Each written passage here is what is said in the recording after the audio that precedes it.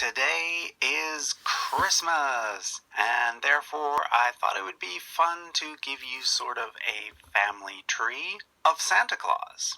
Because Santa Claus is a figure that has evolved over the centuries, what I thought I'd do is take a look behind some of the history of this fellow that we now associate with Ho Ho Ho.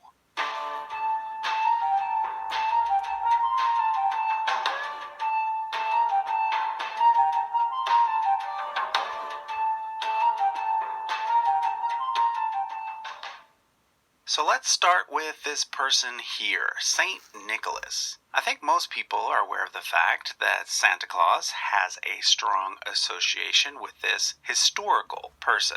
That's why Santa is often called jolly old Saint Nick. But the real Saint Nicholas lived about 1700 years ago in a city called Myra, which is today in Turkey, but at the time would have been part of the Roman Empire. His parents were quite rich, and after they died, he supposedly used his inheritance to show generosity to the poor. So eventually he became a saint associated with gift giving, and he ended up with his own feast day, which was celebrated by giving gifts.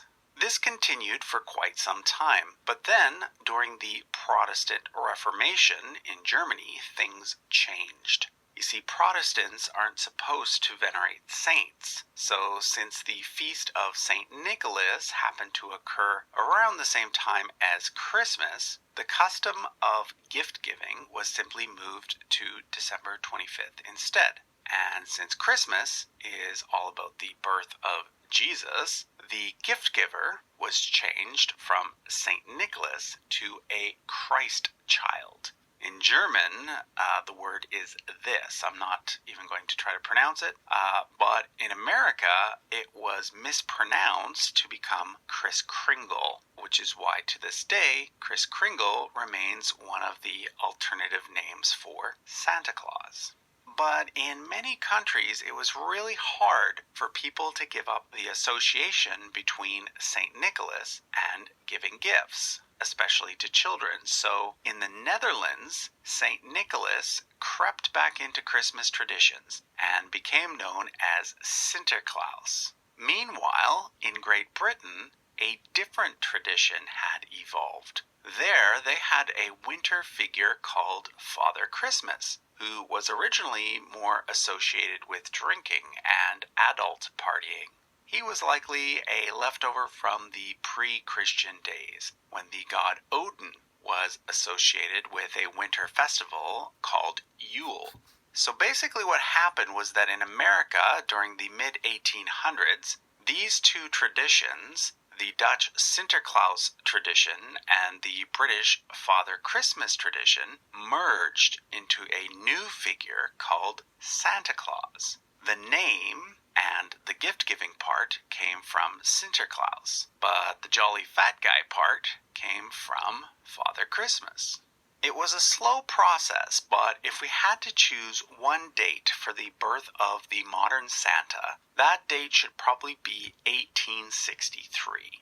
It was that year that Thomas Nast, now known as the father of the American cartoon, had this particular drawing of Santa appear on the front cover of Harper's Weekly.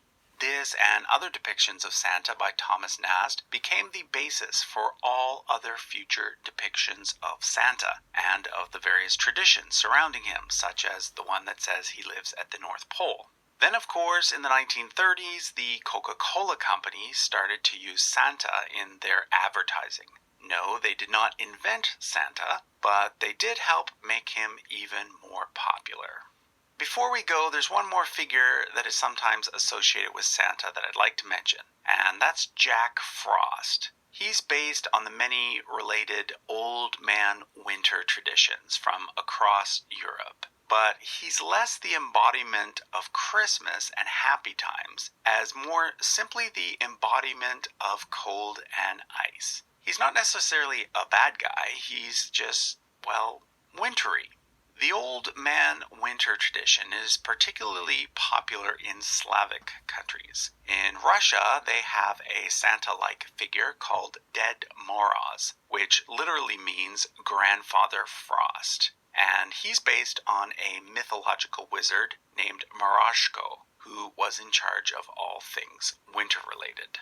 So that was a quick look at the evolution of Santa Claus. I hope you've had a happy holiday. I look forward to sharing more videos with you in 2020. Thanks for watching.